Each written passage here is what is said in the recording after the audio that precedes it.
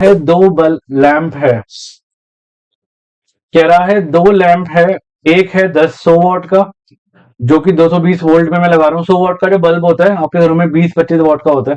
पहले के जमाने में 100 का भी आता था, कई लोग यूज करते थे, मेरे घर में तो होता था। अच्छा, अगला कह रहा है 60 वॉट का, 60 वॉट का कह रहा है अगला। 60 वॉट का जो ये यूज कर रहा है 220 वोल्ट पे, कह रहा है दोनों को मैंने पैरेलल में लगा दिया। ध्यान से सुनना मेरी बात। एक 100 वॉट का, एक 100 वॉट का और एक 60 वॉट का मैंने पैरेलल में लगा दिया, ठीक है। Are main supply but current is drawn from a line, current क्या निकलेगा अगर वी मेरा 220 वोल्ट है, तो बताओ करंट कितना जाएगा उसमें से। टोटल करंट ही तो बताना है। मैं क्वेश्चन पर बना के दिखाता हूँ आपको, ज्यादा क्लियर होगा। कह रहा है एक लेके लगाया मैंने 100 वॉट का बल्ब, मतलब मान लो ये आर है मेरे पास, ये बल्ब लगा हुआ है, काम करते हैं बल्ब ही बना लेते हैं। ये बल्ब लगाया मैंने, 100 वॉट का लगाया और 220 वोल्ट इसमें वी जा रहा है। अगला मैंने छोटा बनाया, तो छोटे क्यों, क्योंकि 60 वॉट का लगाया और 220 जा रहा है, ठीक है। कह रहा है बता दो इनमें से जो करंट निकलेगा, अगर टोटल करंट निकालना है, मतलब पहले ऊपर वाले का करंट प्लस करेंगे फिर नीचे वाले का और दोनों को प्लस कर देंगे। पहले हम पहले केस की बात करें, पहले केस में वो कह रहा है 100 वॉट और 220 वोल्ट, पावर कितनी है 100 वॉट, और वी कितना है मेरा 220 वोल्ट, और आपको आई निकालना है। इससे सिंपल क्वेश्चन हो सकता है। पावर का फॉर्मूला क्या था, general formula, P is equal to V I, P is equal to V I one बोल दो इसको, आई वन ज्यादा स्मार्ट लगेगा, क्यों, क्योंकि ऊपर वाले के करंट को मैं आई वन मान लेता हूँ और नीचे वाले के करंट को मैं आई टू मान लेता हूँ, फिर दोनों करंट को प्लस कर दूंगा, आंसर आ जाएगा।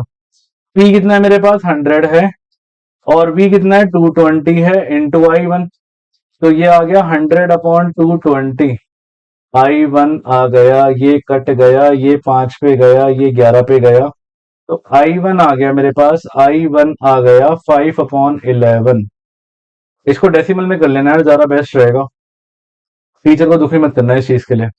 0.0 लगा, 11 4 दा 44, ये गया 6 पे, 0 11 5 दा 55, आगे जाना चाहिए, छोड़ो। तो ये हो गया 0.2 डेसिमल तक चले ना, 45 एम्पियर। बट ब्रैकेट में एक छोटी सी चीज लिख देना जो आपको बड़ी अच्छी लगती है, क्या, अप्रॉक्स, क्यों, क्योंकि अगर आप अप्रॉक्स लिख दोगे तो थोड़ा ही रहेगा कि हाँ भाई it is not the exact answer, पता होगा टीचर को ये बात। सेकंड केस कह रहा है, सेकंड केस में बोल रहा है वो क्या, सेकंड केस में कह रहा है कि भाई मैंने पावर इस बार ली कितनी 60 वॉट की, और वी तो मेरा पास सेम ही है क्योंकि हम सबके घरों में 220 वोल्ट का ही वी आता है।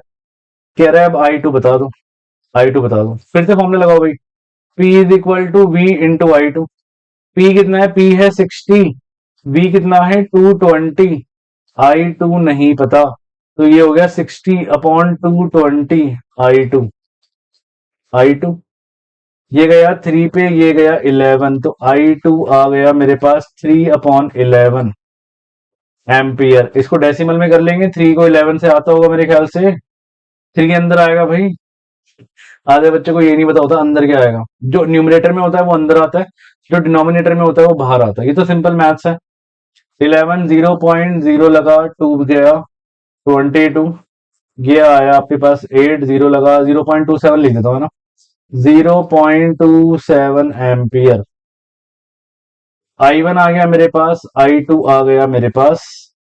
अब कह रहा है, क्या कह रहा है, बोलता बहुत है एक तो ये कह रहा है मुझे करंट बता दो अगर सप्लाई वोल्ट वी जो है हमारे पास 220 वोल्ट है, कह रहा है करंट बता दो, तो बता दो करंट प्लस कर लो, तो टोटल करंट कितना होगा, I is equal to I one plus I two, I is equal to 0.45 plus 0.27, I आ जाएगा। अच्छा, अप्रॉक्स लगाना मत भूलना, ये मैं भूल गया यहाँ पे, ठीक है। तो आप इसको प्लस करोगे, 7 और 5 12 का 2, एक ऊपर, 4 5 6 7, 0.72 ampere is the answer. Ampere, sorry, ampere, हाँ ये मैंने अप्रॉक्स लिखा है। 0.72 एम्पियर आंसर आ गया है ना, कितना सिंपल क्वेश्चन है। फर्स्ट केस में पी दिया, वी दिया, आई निकाल लिया।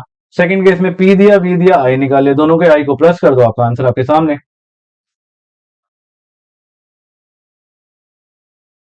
ये देखो 0.72 एम्पियर, 0.72 एम्पियर आंसर आ गया। ठीक है।